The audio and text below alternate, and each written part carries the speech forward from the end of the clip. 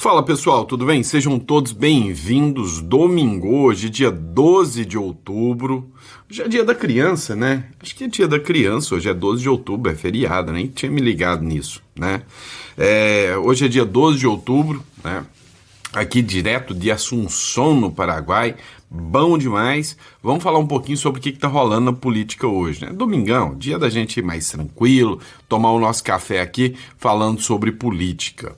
E aí, a gente vai começar a falar um pouquinho sobre a Argentina, né? Então, sem maiores delongas, curta, compartilha, inscreva-se no canal, isso dá muita força pra gente, né? Seja muito bem-vindo, blá, blá, blá, blá, blá, blá, coisa que você já sabe. Então, vai, se inscreve aí ou confere se está inscrito, tá bom? Vamos lá. A OpenAI é a dona do ChatGPT. O ChatGPT, para quem não costuma utilizar, é uma inteligência artificial que é impressionante. As utilidades do ChatGPT hoje tá a guerra, né? A corrida para a Lua hoje é a corrida pela inteligência artificial. Quem terá a melhor inteligência artificial que vai dominar o mundo, né? E a OpenAI conseguiu criar o ChatGPT, que ele tem uma atividade quase humana. Quando você conversa com o ChatGPT, né, você fala com ele interage com você como fosse um humano.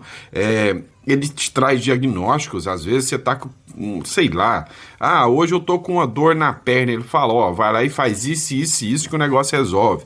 É impressionante as aplicações que o ChatGPT poderão ter no futuro, né? Então, assim, no serviço mesmo, no escritório, hoje o ChatGPT, ele otimizou a tarefa de uma forma que ele faz o serviço ali para uns 4, 5 funcionários fácil, né? E é a OpenAI que é a dona do ChatGPT. E a OpenAI tinha planos de vir ao Brasil. Tinha, né? Até que surgiu um certo Luiz.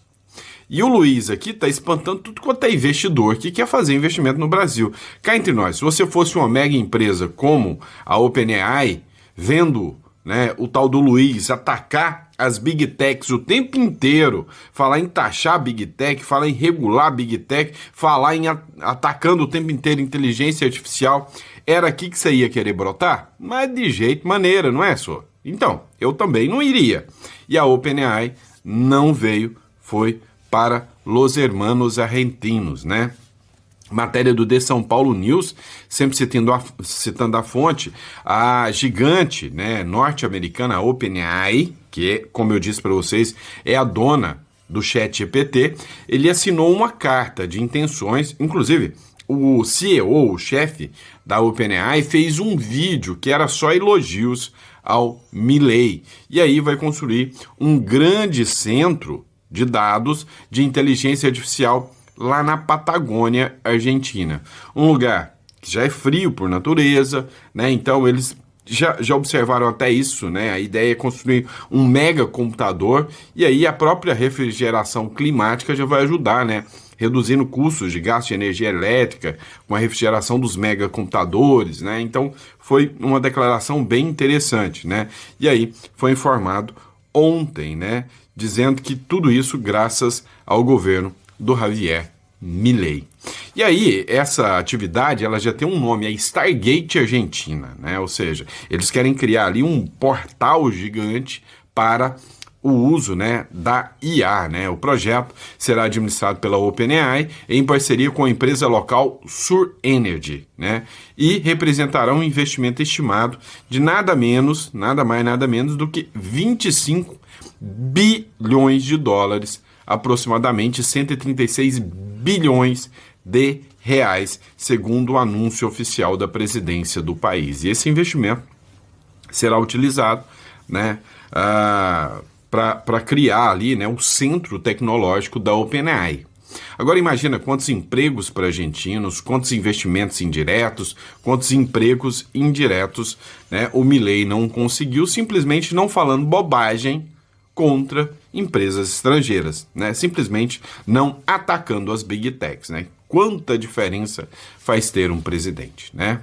E aí, vamos falar sobre esses dois agora, né? Só love esses dois aqui. Inclusive, né, os dois têm uma característica muito grande, né? Parecem muito, tanto no mundo político quanto no mundo empresarial. Pois é, o Michel Temer e o João Dória tornaram-se sócios em uma nova empresa, é o que diz aqui o Not Journal.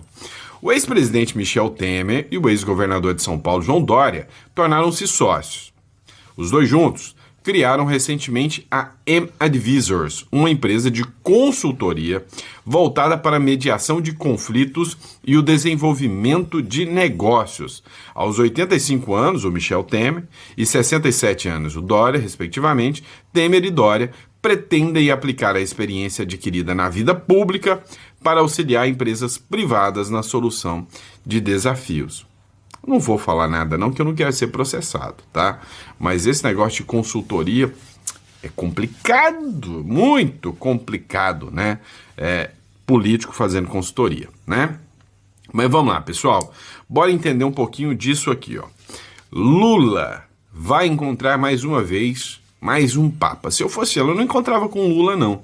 Lula já enterrou 3 papas, tá? 2 papas. Agora é o 3º papa que o Lula vai encontrar. Vaticano anuncia reunião entre Lula e o Papa Leão XIV, né? O Lula deve tá indo para Roma, né? Itália, vocês devem estar sabendo disso, né? O presidente vai estar em Roma para cumprir outras agendas e deve aproveitar para convidar o pontífice, né? Que é o Papa, para visitar o Brasil durante a COP30. Difícil vai ser achar lugar para ele ficar, né? Porque o brasileiro malandro do jeito que ele é, brasileiro é sem vergonha. Ô raça sem vergonha. Depois o povo fala, ai, não sei como que o Lula ganhou. O brasileiro é sem vergonha. O brasileiro é o espelho do Lula. Grande parte. Não vamos generalizar que eu e você que está me assistindo, não. Mas a grande parte, sim. O brasileiro é tão safado, tão sem vergonha, que a turma aí da esquerda, eles não sabem muito de administração pública. Resolveram fazer um evento lá no Belém, em Belém do Pará, só para lacrar. Tiveram que desmatar um monte de coisa, fazer ruas lá, fazer plantas artificiais, para poder justificar, né, a existência de um evento climático. Né? Só aí você já começa para ver a incoerência dos caras.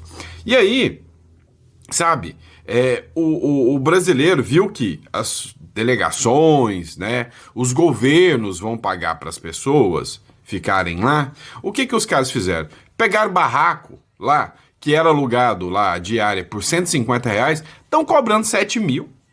Não, assim, mas de 150 para 7 mil é uma diferença pequena. Lá, hoje, as hospedagens mais baratas para se hospedar no quartinho da tia Lúcia, né? Ou seja, naquele quartinho de uma senhorinha qualquer lá, é 3 pila, né? É o brasileiro que só quer levar vantagem em cima de tudo, né? De tudo. E aí, né? Vai trazer o Papa aqui para a COP30. Sabe-se lá, né, onde é que o Papa vai ficar. A reunião acontece pouco depois de Leão XIV divulgar o documento que critica políticas anti-imigração do governo Trump. Vai ser o 3º Papa que o Lula encontra pessoalmente como presidente do Brasil. Antes foram Bento XVI e Francisco. Os dois se foram, né? Muriram. Né? O petista já ocupava o cargo nos últimos anos do pontificado de João Paulo II, mas não esteve em reuniões oficiais com ele. Ambos se conheceram antes, em 1980. O encontro está marcado para segunda, confirmou Itamaraty. Guerras na Ucrânia e no Oriente Médio e fome no mundo podem ser temas tratados. Balela, né? Ninguém quer resolver nada disso, não. Tá todo mundo só pensando no seu umbigo. Vamos ser hipócrita, não. Vamos lá. Michele Bolsonaro tá colocando as suas asinhas de candidata de fora. E faz muito bem. Não pode deixar, se for o caso, se não tiver uma conjuntura, Eduardo ficar inelegível, Tarcísio ver que não tem condição, não correr atrás, a Michele tem que estar preparada e já tem que começar a tomar postura assim, de presidenciável, sim.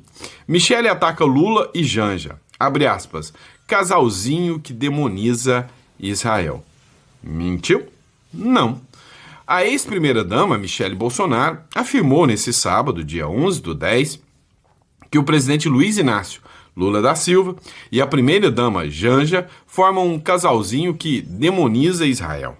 Michele, também, deu uma declaração em um evento do PL Mulher, lá no meu Goiás, lá no Rio Verde, né? Terra. Para quem não conhece Rio Verde aí, vocês não têm noção da prosperidade daquela terra, viu? Caramba, vocês não sabem o quanto aquela terra tá próspera. A ex-primeira-dama... detalhe. Absurdamente de direita, tá? A ex-primeira-dama chamou o atual ocupante do posto de senhorinha do líder e criticou as tentativas do casal presidencial de se aproximar de evangélicos em busca de aprovação. O Lula tá mirando os evangélicos agora, né? Daqui a pouco tá defendendo Deus, pátria e família. Não vamos aceitar mais essa esquerda maldita governando a nossa nação. Um casal que demoniza Israel, mas que agora começou a frequentar igrejas, ironizou a Michelle. A senhora do líder proibiu ele de falar com o povo cristão e agora está indo nas igrejas. Vamos abrir os nossos olhos espirituais, acrescentou a primeira-dama, a ex-primeira-dama aí, Michelle Bolsonaro. Além das críticas com esse tom religioso, Michelle Bolsonaro também chamou Lula de gastador de primeira. Mentiu? Vocês sabem que ela não mentiu. Segundo ela, o presidente deveria seguir o exemplo do ex-mandatário uruguaio Pepe Mujica, a quem descreveu como um socialista raiz, que andava em um Fusca, caindo aos pedaços, e morava em uma casinha simples. É verdade, viu? Tanto é. Hoje eu tô no Assunção, né? Mas já devo estar voltando, né? Lá para minha casa lá em Montevidéu. Lá perto de Montevidéu, você podia visitar a chácara do Pepe Mujica. Ele estava lá, esperando qualquer uruguaio que quisesse ir lá visitar. Só que assim, não tinha luxo nenhum, tá? Todo mundo falava, não, é a casa dele. Nunca teve luxo, né? Ele nunca quis carro. Todos os presentes que davam para ele como líder, né? Ele doava, né? Então não é nada, é bem diferente. Mesmo o atual, o Yamandu Orsi, né? Completamente diferente, né? Dos socialistas de iPhone aqui do Brasil. Completamente diferente, né? Isso é indiscutível. Vamos lá, pessoal. Dá uma olhada nessa matéria de São Paulo News também. Conselheiro de Trump diz que o STF e Alexandre de Moraes pertencem à prisão. Mandou um recadinho claro aqui pro STF. Não vou desistir até que o, abre aspas aqui, careca, né, esteja atrás das grades e receba tudo o que merece. O ex-assessor do Donald Trump, né, e atual conselheiro do Donald Trump, é esse aqui, que é o Jason Miller, tá? O Jason Miller, ele é um milionário, bilionário, não sei, né, investidor, que é dono da rede social Gettr. Tá? A Gettr chegou a vir ao Brasil, começou a investir no Brasil, mas depois teve problemas aqui com o ministro Alexandre de Moraes aqui no Brasil, né? Teve problemas aqui e acabou, né, desistindo de colocar sua rede social aqui. Matéria do El Mundo Oficial, tá? O conselheiro de Trump disse que o STF e Alexandre de Moraes pertencem à prisão. O conselheiro do presidente dos Estados Unidos, Jason Miller, publicou nesse sábado uma série de mensagens nas redes sociais com duras críticas ao Supremo Tribunal Federal e ao Alexandre de Moraes, né? Quando esteve aqui no Brasil, ele foi detido pela Polícia Federal. Ele foi incluído dentro do inquérito das fake news, que nunca acabou, né? E quando ele esteve aqui, a Polícia Federal prendeu ele só para perguntar qual era a postura dele, qual era o envolvimento dele com o Bolsonaro. Ou seja, isso aconteceu em 2021. 2021, para você ver que ainda em 2021, a influência do ministro Alexandre de Moraes sobre a Polícia Federal era gigantesca, tá? Era gigantesca. Foi com base naquele inquérito das fake news que investigava supostos atos antidemocráticos.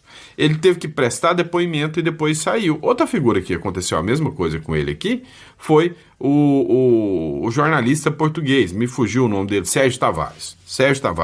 O Sérgio Tavares também teve esse problema aqui, né? Ou seja, mostra o quanto, desde aquela época, a Polícia Federal já tinha um alinhamento, né, bem grande aí ao STF. Ele publicou o seguinte, Alexandre de Moraes pertence à prisão. O que ele está fazendo com o presidente Jair Bolsonaro é repugnante e o que ele fez com o Felipe Martins é repreensível. Eu não vou desistir até que o careca esteja atrás das grades e receba tudo o que merece, afirmou aqui o Jason Miller, tá? Vamos lá, pessoal. Aqui o Lula pira, né? Aqui o Lula fica doidão da cabeça quando ele vê uma dessa aqui. Tá vendo isso aqui? É um mar de gente e aqui no meio, né? Bem aqui no meio, é uma bandeira gigante nesse mar de gente aqui em Israel, com os israelenses pedindo o Prêmio Nobel da Paz para o presidente Donald Trump por ter encerrado, né, a guerra, ou feito o acordo de paz lá com Hamas e Israel. Ou seja, israelenses celebram cessar-fogo e pedem Nobel da Paz, né? Matéria do Luiz Bassi aqui. Milhares de israelenses se reuniram nesse sábado na Praça dos Reféns, né, em Tel Aviv. Então, teve uma praça que foi batizada como Praça dos Reféns, né, em Tel Aviv, para celebrar o cessar-fogo entre Israel e Hamas, que entrou em vigor na última sexta-feira. A multidão aplaudiu Donald Trump durante as menções ao seu nome e vaiou o primeiro-ministro Benjamin Netanyahu. Durante a celebração, manifestantes pediram que Trump recebesse o Prêmio Nobel da Paz, em reconhecimento à mediação do acordo e ao seu plano de reconstrução da região afetada pelo conflito.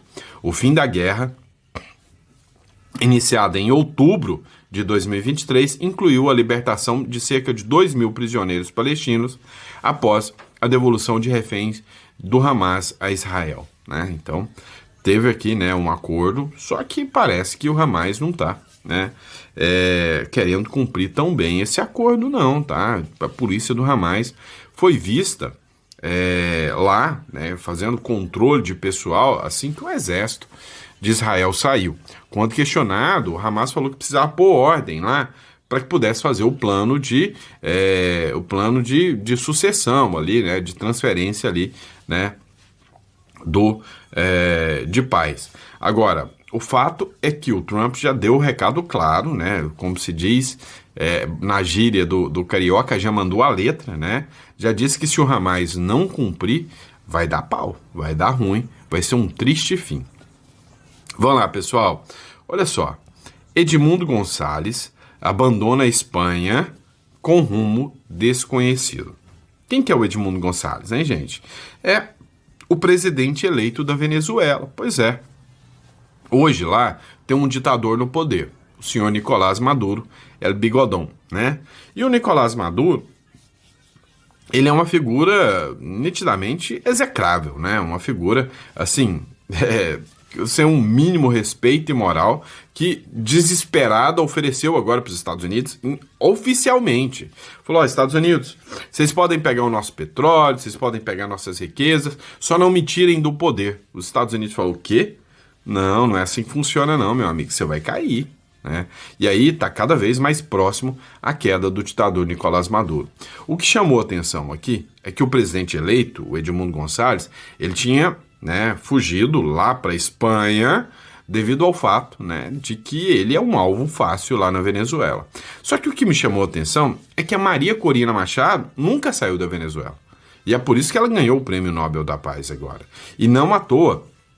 O Prêmio Nobel da Paz, ele funciona como uma espécie de blindagem, né? Imagina o Maduro agora prendendo ou matando um Prêmio Nobel da Paz.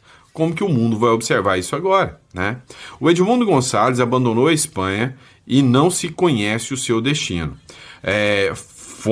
Fontes próximas ao entorno político do venezuelano reportaram que Edmundo Gonçalves, presidente eleito da Venezuela em exílio, havia abandonado a Espanha nas últimas horas com destino desconhecido.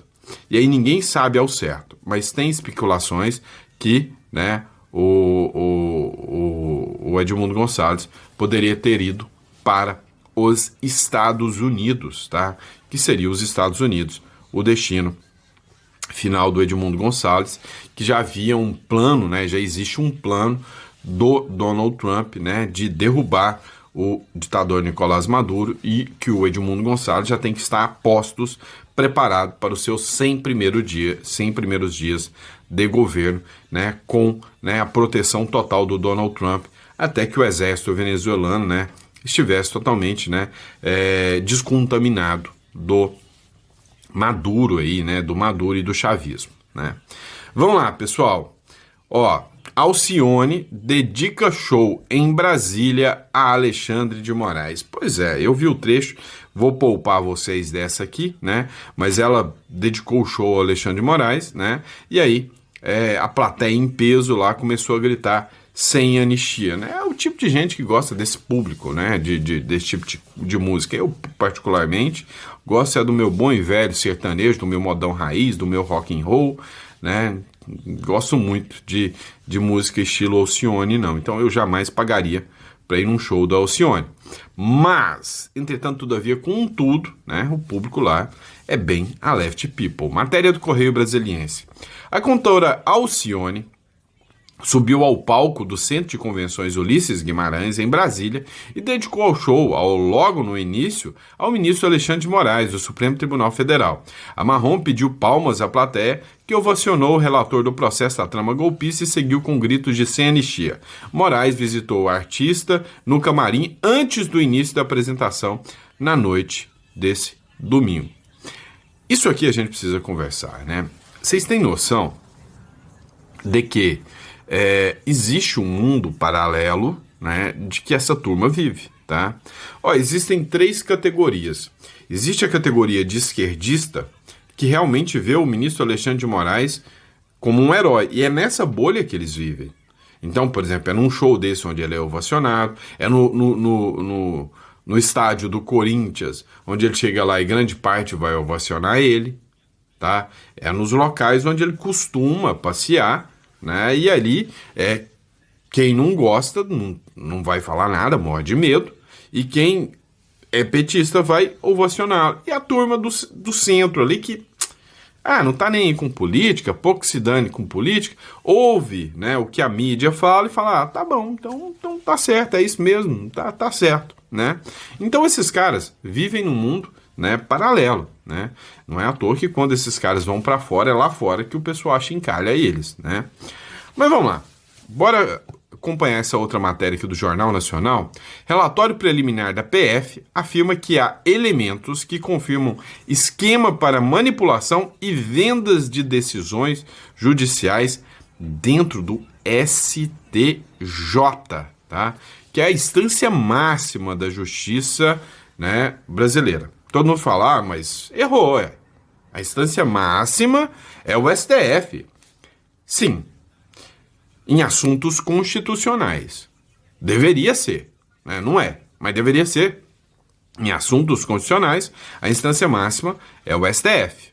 Em assuntos de julgamentos, de causas, de processo, todos os recursos deveriam parar no STJ, tá?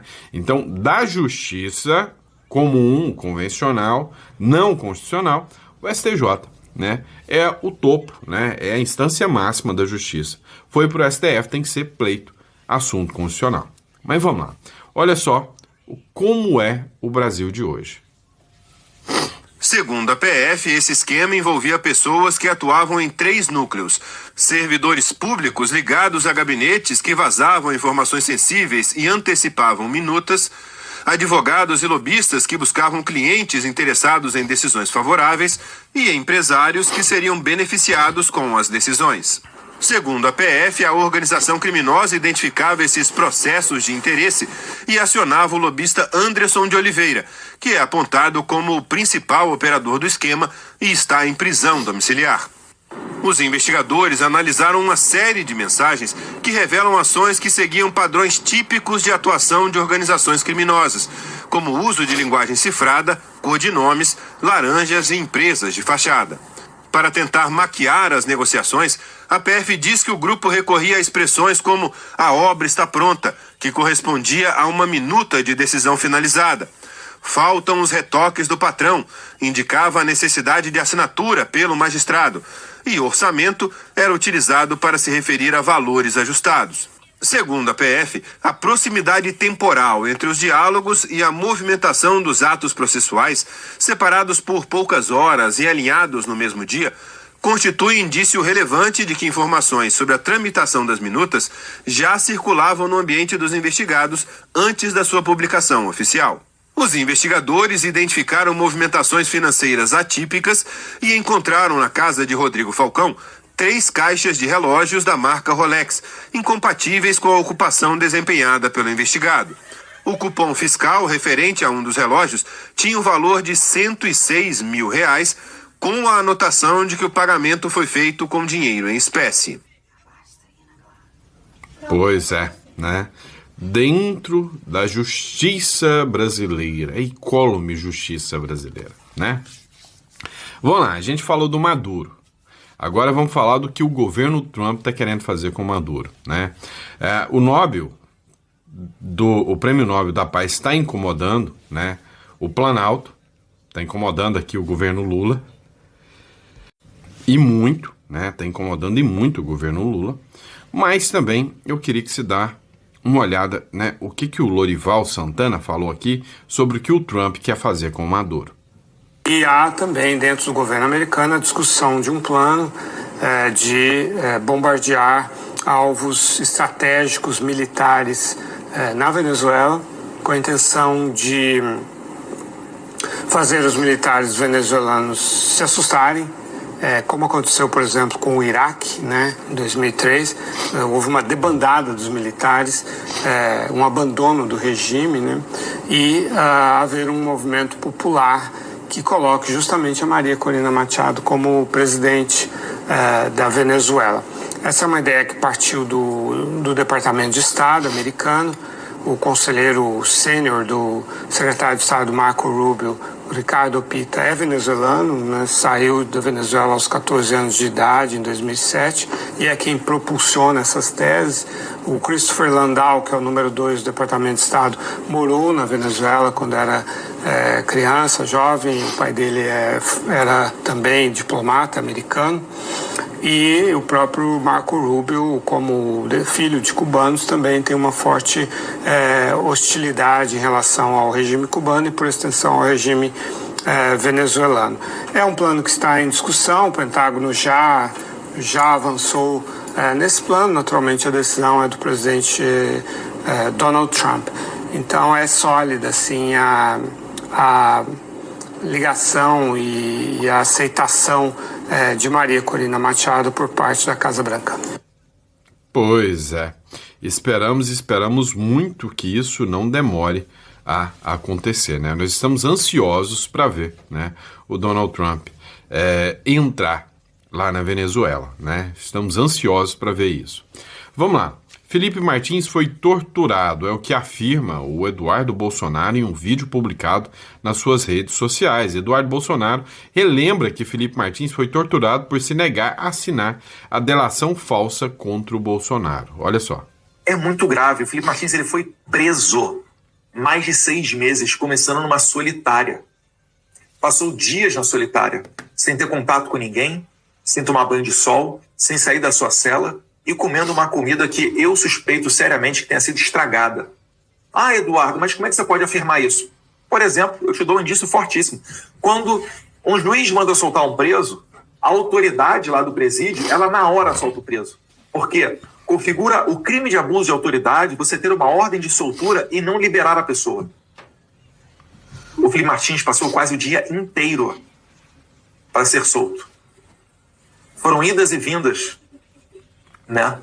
Até que colegas deputados estaduais, o seu advogado Sebastião Coelho, estivessem no presídio e lá pelas tantas falaram que, olha, já que não vai soltar o meu cliente, recolhe ele de novo para a cadeia, eu vou representar em todos os órgãos possíveis. E o Sebastião Coelho é uma pessoa de palavra, eu acho que, né, conseguiram perceber, né, que algo grave poderia acontecer com aqueles agentes penitenciários, né, que inclusive falam por aí fortes conexões com o PT.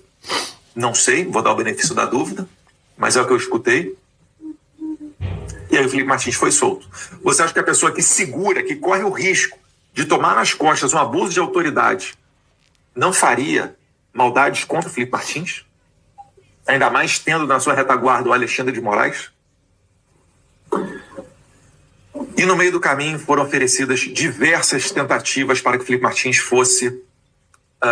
oferecesse uma delação premiada. Tá? Então, o negócio era o seguinte: quando levavam o Felipe Martins para a Polícia Federal, colocavam ele para dormir bem, colocavam um lanchinho, colocavam comida boa, perguntavam se a temperatura do café estava ok, se ele queria mais uma aguinha.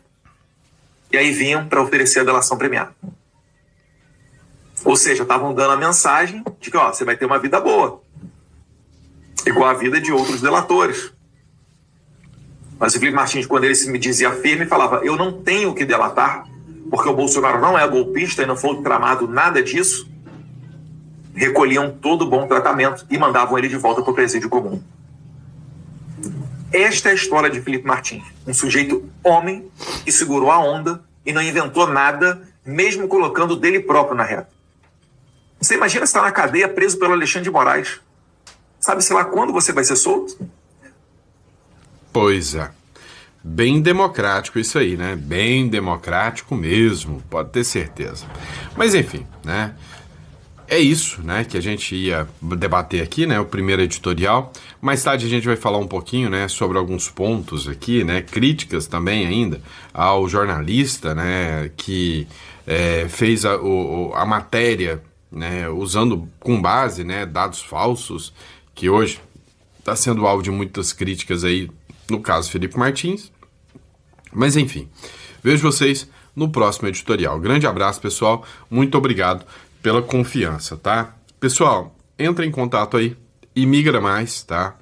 Para você que quer conhecer um pouco mais dos benefícios do Uruguai e do Paraguai, entre em contato com a Imigra Mais. A Imigra Mais é uma empresa especializada, né? A melhor empresa hoje de consultoria do Brasil, que tem seriedade para te dar suporte. Então, entre em contato com a empresa. Eles vão te explicar. Eles vão fazer um planejamento para entender o que é mais viável para você. Por exemplo, Sandro, eu quero fazer investimento, eu quero proteger o meu dinheiro, eu tenho recursos, eu tenho grana, eu preciso de uma conta bancária sólida para proteger o meu dinheiro. O Uruguai é melhor para você. Ah, Sandro, não, mas o que eu preciso é sair do Brasil e eu quero, assim, algo mais dinâmico. Paraguai, Assunção é melhor para você. Não, mas eu quero coisas mais baratas, viver com um custo de vida mais barato. Paraguai, Encarnação é melhor para você. Então, o pessoal vai fazer toda uma análise aqui para te dar o melhor caminho. Então, para você que busca Uruguai ou Paraguai, eis que temos aqui a melhor assessoria do Brasil para você, tá bom? É só entrar em contato, telefone 16 99321 0648 e vai ser um prazer te atender, tá bom? Grande abraço, fica com Deus e até o próximo editorial.